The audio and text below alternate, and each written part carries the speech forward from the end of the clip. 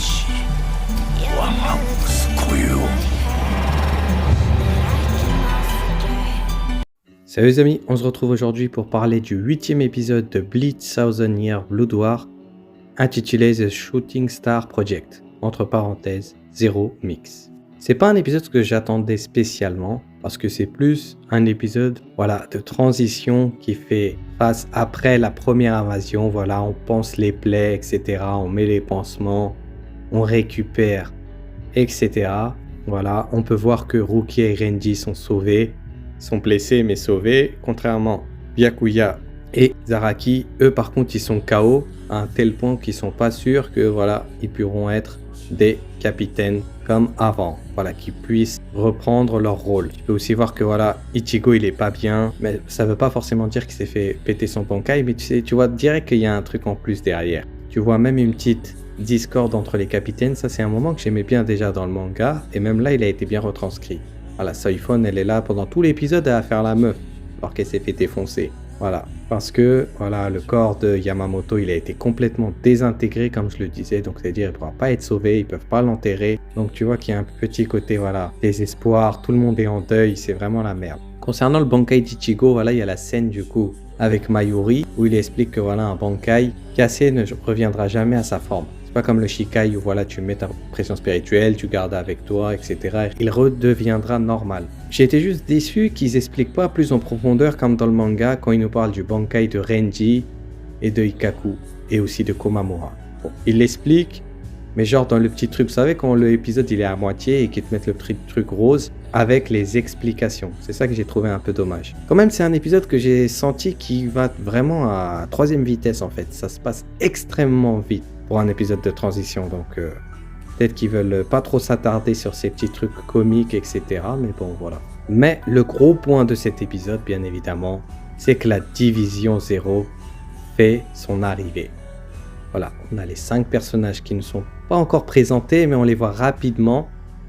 Ils vont parler un petit peu avec tout le monde. Tu peux voir que Kiryu elle connaît Shinji. Tu peux même voir que Unohana elle connaît Tenjiro Kirinji. Donc tu vois bien que ils ont été entraînés par telle ou telle personne. Donc c'est cool. Pour Ichibei, j'ai l'impression que son doubleur il a changé contrairement au jeu BBS. J'ai trouvé que c'était pas le même.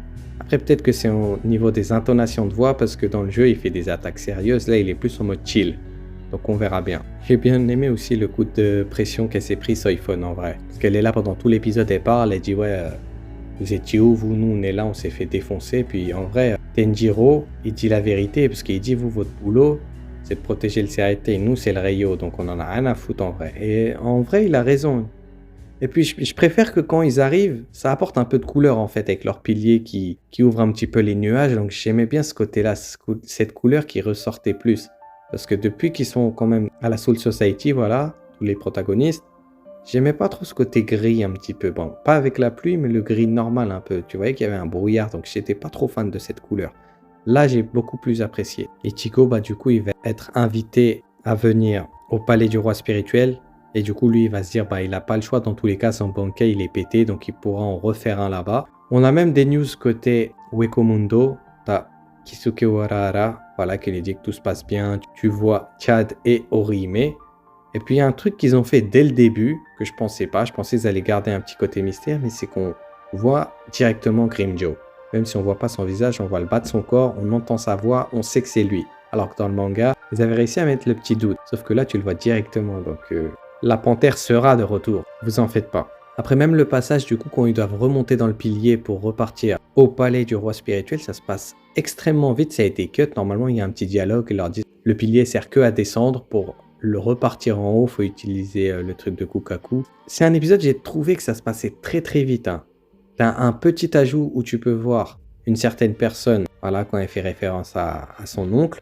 Je parle de Kukaku. Et on voit même aussi les Fullbringers, on voit Giriko, Tsukishima et Ginjo qui sont en train de s'entraîner avec Ganju. Donc ça aussi, j'espère que pour ce côté-là, ils essaieront de rajouter des petits trucs. Parce que dans le manga, ça avait été un peu cut. Donc voilà, Ichigo et tout, ils vont arriver au palais du roi spirituel. Et ça se passe aussi très très vite. Mais bon, on a une rapide explication de l'endroit. Du coup, il va passer avec Tenjiro, Kirinji, bref, comme vous voulez.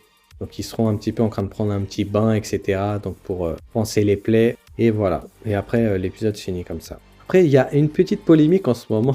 C'est sur une scène où tu vois Rukia et tu vois le bout de ses fesses, quoi. Sauf ça sert à rien. Après, peut-être que ça sera dans l'épisode 9, mais je pense pas. Vite passer à autre chose. Normalement, il y aura peut-être une scène sur Renji quand il le replonge. Mais bon, on verra bien. Écoutez, c'est pas une priorité. Et ensuite, il y a aussi même une scène post-crédit. Voilà. C'est qu'on voit Ichibei qui se rend compte que le roi spirituel s'est réveillé. Et du coup, tu le vois dans sa petite cage là, bizarre. Tu le vois. Donc là, c'est cool, c'est coloré, parce que nous, quand on l'avait vu la première fois, c'est vrai que même moi, quand j'ai vu la première fois en manga, je me disais, ok, c'est quoi ce truc? Et donc voilà, le prochain épisode, ça va être un épisode assez intéressant, mais je pense que le 10 va être encore plus intéressant. Même si le 9, on aura beaucoup d'informations, on continuera un petit peu l'entraînement, la phase post-entraînement, récupération chez la Division 0, pour nous préparer pour la seconde invasion. Et l'épisode 9, je pense qu'il va être intéressant. En tout cas, ils essaieront de nous teaser un truc sur la fin. Ils vont nous finir sur un gros cliffhanger. Je le vois déjà venir, le truc. Donc voilà, c'est un peu l'épisode le calme avant la tempête. Mais bon, il est plutôt cool. Voilà. En tout cas, n'hésitez pas à me dire ce que vous avez pensé de cet épisode dans le champ commentaire. N'hésitez pas à mettre un like et à vous abonner pour suivre mes prochaines vidéos. Ça fait toute la différence. Et je vais vous laisser sur ça. On se dit à très bientôt, ok? Prenez soin de vous. Allez, tchuss.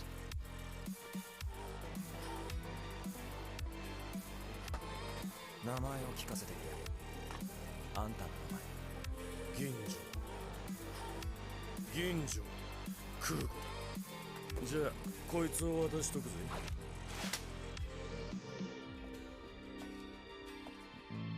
じゃあまたな。